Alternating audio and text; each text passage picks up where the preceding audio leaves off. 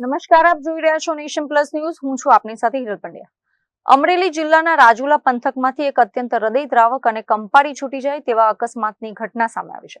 રાજુલાના વાવેરા ગામ નજીક આવેલી ધાતરડી નદીના પુલ પરથી એક સ્પીડમાં જતું ડમ્પર અચાનક નીચે ખાબક્યું હતું. રાજુલાના વાવેરા ગામ નજીકથી પસાર થતા હાઈવે પર ધાતરડી નદીના પુલ પરથી પસાર થતી વખતે ડમ્પરના ચાલકે અચાનક જ ગાડી પરનો કંટ્રોલ ગુમાવી દીધો હતો.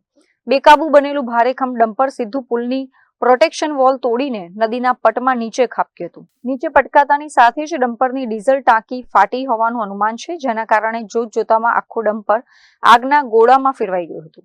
આગની લપેટો એટલી પ્રચંડ હતી કે લોખંડનું આખું ડમ્પર બળીને સંપૂર્ણપણે ભસ્મીભૂત થઈ ગયું છે. ગાડી ચલાવી રહેલો ડ્રાઈવર કેબિનનો દરવાજો ખોલીને બહાર નીકળે તે પહેલા જ આગે તેને ચારે તરફથી ઘેરી લીધો હતો, જેના કારણે તે અંદર જ ભડથું થઈ ગયો હતો. આ ઘટનાની જાણ થતાં જ રાજુલા નગરપાલિકાની ફાયર બ્રિગેડની ટીમ તાત્કાલિક વોટર કેનન સાથે દોડી આવી હતી અને ભારે જહેમત બાદ આગ પર કાબુ મેળવ્યો હતો.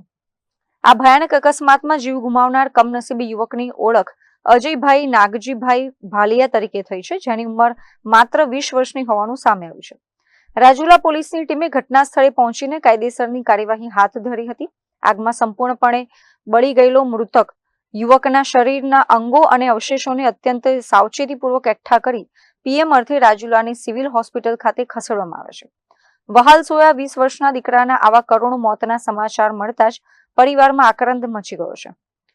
Dharmesh Mehta, nation plus news, Amreli. સમાચારોના સતત અપડેટ મેળવવા માટે અમારી નેશન પ્લસ ન્યૂઝની યુટ્યુબ ચેનલને સબસ્ક્રાઇબ કરો, બેલ આઇકન દબાવો અને જોડાયેલા રહો ફેસબુક, ઇન્સ્ટાગ્રામ અને ટ્વિટર પર.